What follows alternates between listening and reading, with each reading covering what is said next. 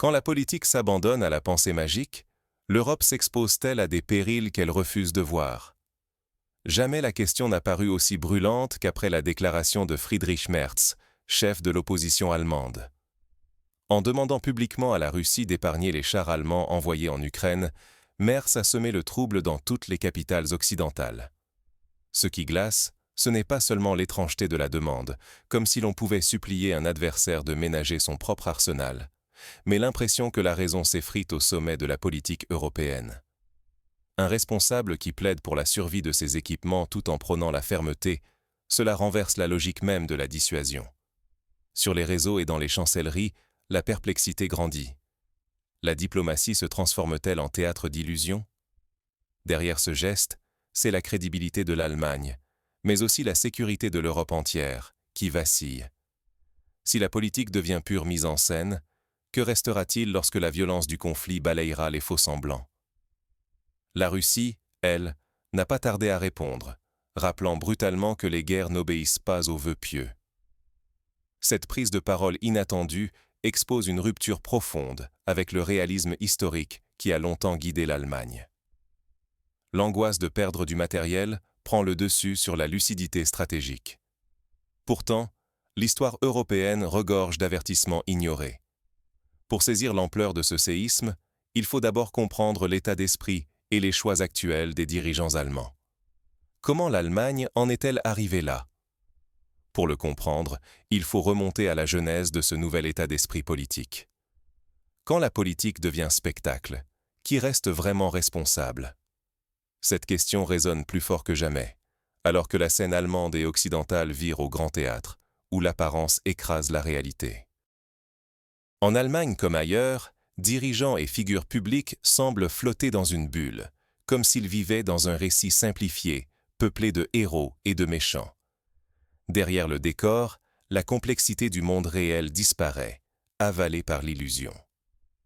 Friedrich Merz, figure centrale de la politique allemande, incarne cette génération de responsables qui évitent l'affrontement direct et fuient le courage. Il préfère les sourires lisses et les déclarations vagues à la clarté ou à la prise de position, esquivant tout engagement solide et toute parole risquée. Dans cette atmosphère, la compétence ou la vision ne font plus la différence. Ce qui compte désormais, c'est de générer du bruit, d'attirer la lumière, quitte à multiplier les postures ou les initiatives tape à l'œil, plus proches du divertissement que d'un projet solide. La gravité s'efface devant le désir de séduire, d'émouvoir, d'occuper l'instant. Ce glissement transforme la politique en théâtre ordinaire et banalise les crises. En Allemagne, la gestion des dossiers cruciaux se dilue dans des discours creux, masquant l'urgence d'une stratégie ancrée dans l'histoire et le devoir de préserver la stabilité du pays comme de l'Europe. Cette perte de hauteur ouvre la voie à des erreurs majeures. L'obsession de l'image, la superficialité et l'absence de sérieux deviennent des signes d'alerte. Si la politique se réduit à une performance, qui assumera les conséquences si l'histoire frappe à nouveau? Pour l'Allemagne, ignorer les leçons du passé ou traiter la sécurité comme un décor pourrait coûter bien plus que du matériel ou une baisse de popularité. Ce sont la stabilité, la souveraineté et la sécurité même de l'Europe qui vacillent. Et jamais cette tendance n'a été aussi flagrante qu'avec la récente controverse sur les chars allemands. La polémique des chars de combat allemands révèle jusqu'où la logique du spectacle a pénétré la politique. Mais au-delà des débats médiatiques, quelle ligne rouge l'Allemagne est-elle prête à franchir? Un chef d'État doit-il penser d'abord à ses chars ou à ses citoyens? Cette question, provocante en apparence, devient brûlante à la lumière de l'actualité allemande. Friedrich Merz, figure majeure de la politique allemande, vient de surprendre. Il a mis en avant non pas les vies humaines, ni la stratégie à long terme, mais les chars de combat. Sa demande adressée à Moscou sidère. Il propose de n'endommager que partiellement les chars allemands sur le front, afin de pouvoir les récupérer plus tard. Pourquoi accorder tant d'importance à ce détail?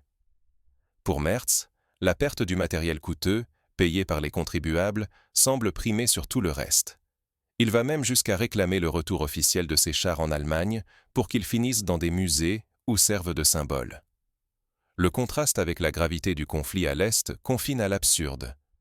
Ce détachement face à la tragédie humaine interpelle. Où sont passées la conscience historique et la responsabilité d'État?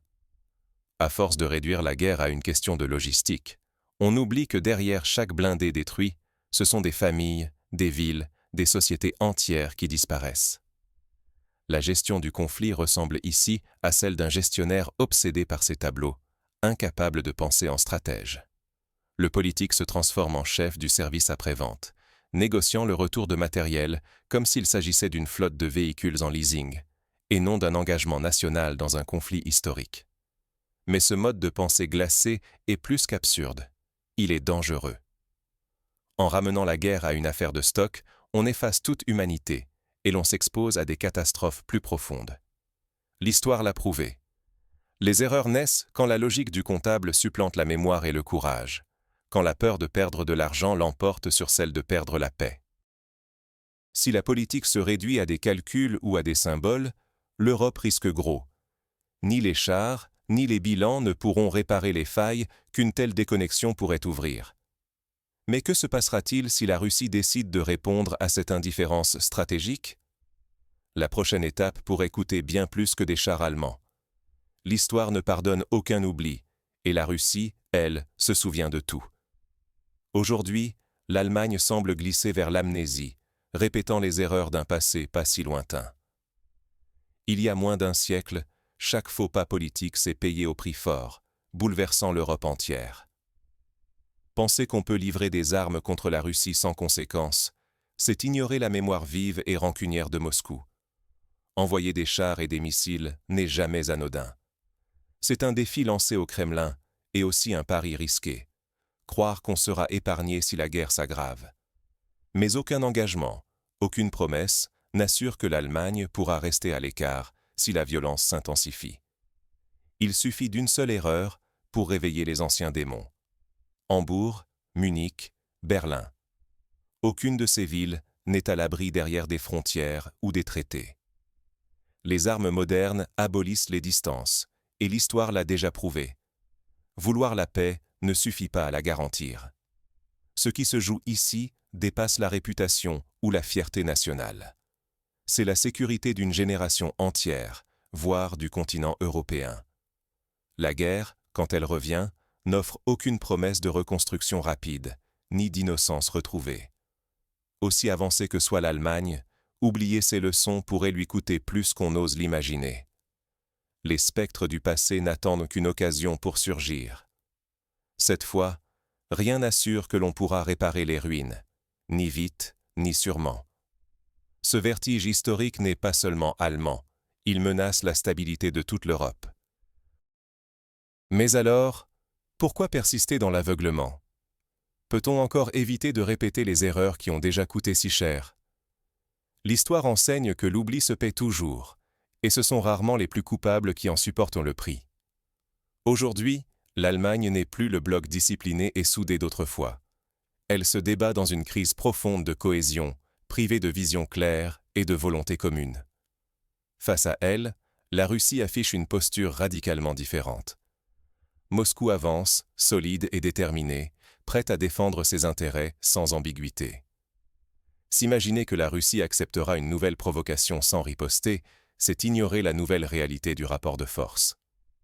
L'illusion d'impunité qui anime certains décideurs occidentaux est plus dangereuse qu'ils ne veulent l'admettre. Ceux qui misent sur une Russie affaiblie risquent surtout de découvrir la fragilité de leur propre position.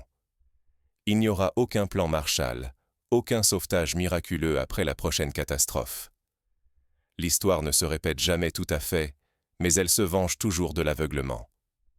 Cette fois, personne ne viendra sauver l'Allemagne ou l'Europe de leurs propres erreurs. Ni fonds massifs, ni miracles économiques ne répareront ce qui aurait pu être évité. La véritable force politique ne réside ni dans la puissance matérielle, ni dans les discours bien rodés. Elle se joue dans la capacité à apprendre, à reconnaître les signaux du passé, à voir les dangers derrière de nouveaux masques. Refuser d'apprendre, c'est accepter que l'histoire frappe à nouveau, de façon plus brutale encore. Le vrai péril, aujourd'hui, c'est la perte irréversible de souveraineté pour l'Allemagne. Ce serait une blessure européenne gravée dans la mémoire collective, une douleur que les générations futures n'oublieraient jamais. Rompre ce cercle exige du courage politique et la lucidité de choisir la mémoire plutôt que l'oubli. Friedrich Merz et ses alliés doivent mesurer la gravité de l'instant. À la croisée des chemins, chaque décision comptera bien plus qu'ils ne l'imaginent. Les chars ne reviendront sans doute pas, mais la mémoire, elle, finit toujours par refaire surface. Chaque génération pense pouvoir oublier, effacer le passé, mais l'histoire, elle, n'efface rien. Ce que nous négligeons aujourd'hui, ce que nous refusons d'affronter, reviendra toujours, parfois sous une forme bien plus brutale qu'on ne l'imagine. La politique allemande, menée par des figures comme Friedrich Merz, s'enferme dans une illusion dangereuse de rationalité. On réduit la menace à quelques machines perdues, à de simples calculs budgétaires. Mais derrière chaque compromis facile, chaque oubli volontaire, se cachent des conséquences lourdes qui affectent la stabilité de tout un continent, la réputation d'un pays et la vie de ses citoyens. L'histoire a déjà condamné ceux qui, par naïveté ou arrogance, ont cru qu'on pouvait tourner la page sans payer le prix. Les livres d'histoire ne retiendront pas la liste des équipements détruits, mais les choix moraux, les silences complices et les risques pris par des dirigeants plus soucieux de leur image que de l'avenir commun. Aujourd'hui, une génération entière se retrouve exposée, car on a préféré le confort du spectacle à l'exigence de la réflexion stratégique.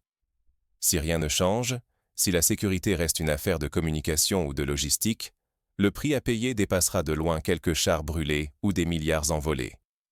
Il s'agira de la paix, de la souveraineté et de l'avenir même de l'Europe. Qui portera la responsabilité de cette imprudence?